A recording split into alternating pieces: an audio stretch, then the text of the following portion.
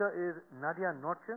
She's the director for Savant DTI South Africa, project manager, which is a major initiative of the South African government's Department of Trade and Industry. It is a marketing and communications program geared to provide a window to the capabilities of the ICT and electronics sector of South Africa. She has a background in information and knowledge management from the University of Pretoria, specializes in small business management and entrepreneurship, and her interests include corporate entrepreneurship and knowledge management. Will you all please welcome Nadia? Good afternoon, ladies and gentlemen. I promise I don't have any video clips that will freeze and keep you longer than necessary. Okay, as Madan has already mentioned, I'm from the South African Government's Department of Trade and Industry. The DTI is split up in a number of divisions, and I'll specifically be speaking about trade and investment in South Africa, and then as well Savant, which is a project that resides within trade and investment in South Africa. As a couple of the previous speakers has mentioned, South Africa has the expertise, but it's not recognized, and this is where Savant comes in, because this is a marketing and awareness program for the ICT and electronics sector, and to showcase our capabilities to the rest of the world. Just to mention as well, trade and investment South Africa's main objective is to grow exports and facilitate investment, and then the mandate of the Department of Trade and Industry is to grow the economy, decrease unemployment, increase exports and investment, and then drive transformation in the economy. Okay, my focus is the electrotechnical sector. There are many different definitions in different countries, but for our purpose it's important to note that we have a large family of diverse subsectors in South Africa, but they all have in common a high level of technology and then knowledge application. This is just a structured breakdown of our subsectors. We focus on ICT, electronics, and then electrical engineering. Then under each one we have the different subsectors. There are many more subsectors, but we focus on these. It's also important to realize that, as mentioned, we have the expertise across the whole supply chain, from design, R&D to logistics, manufacturing, and this is what Savant is about, to promote this. Just to give an overview of the sector, as I've mentioned, the sector is diverse, but our strength lies in our niche product development that can adapt to market requirements, and then technology development as well as integration.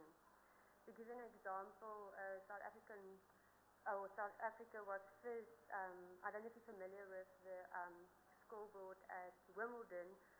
South Africa was first to develop the real-time scoreboard that showed the scores on internet and TV.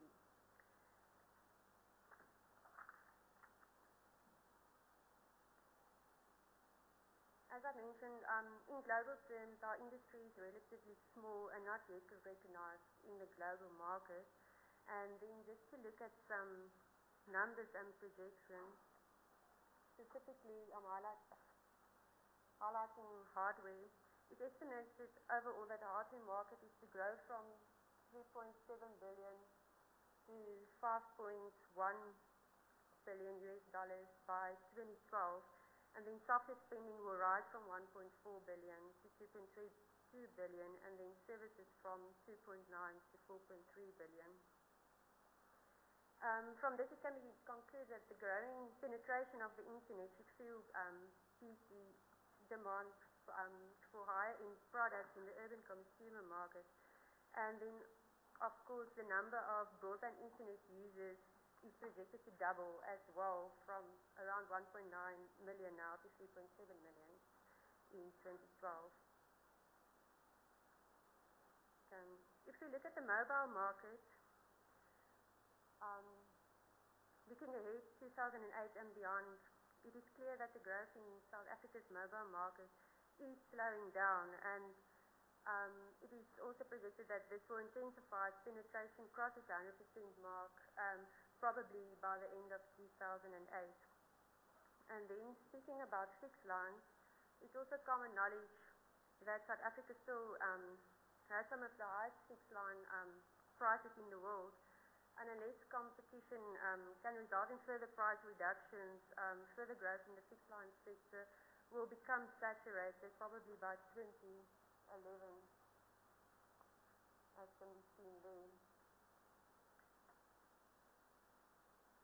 Okay. To speak about Savant, Savant stands for the South African Vanguard of Technology, and it's a marketing and awareness program for the ICT and electronic sector. Now we are committed to promote this sector as a player in the global market. Savant originated from the establishment of the ICT Development Council that was chaired by the previous DTI Minister Alex Irwin. And then the council in 2000 identified a need to organize a marketing and communication strategy for the ICT and e-industry, and that is where Savant evolved from.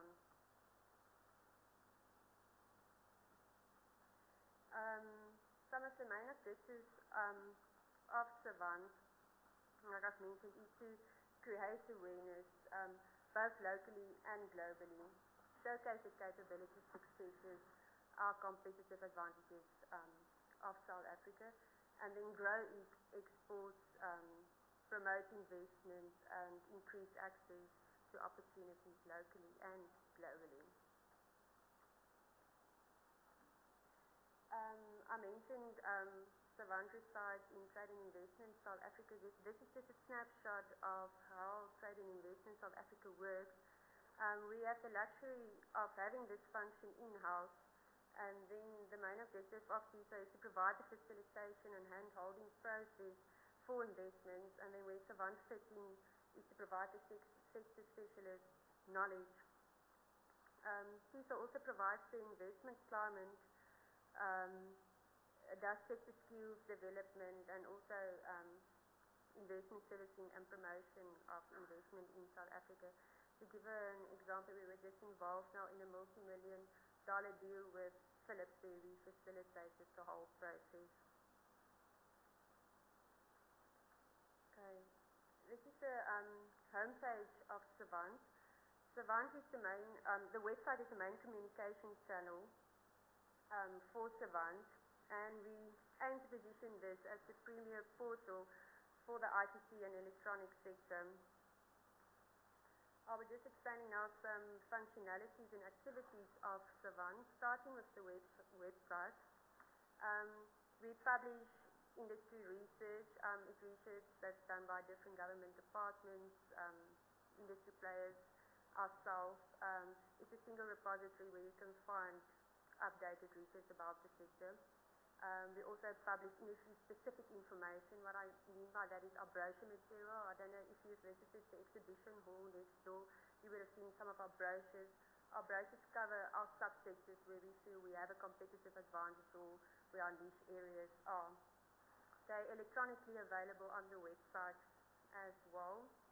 Then on the website we publish tender information that we receive from our foreign offices. Then we have a B2B matchmaking facility. This is now for our investors. You can find search South African companies on there that you're looking possibly for.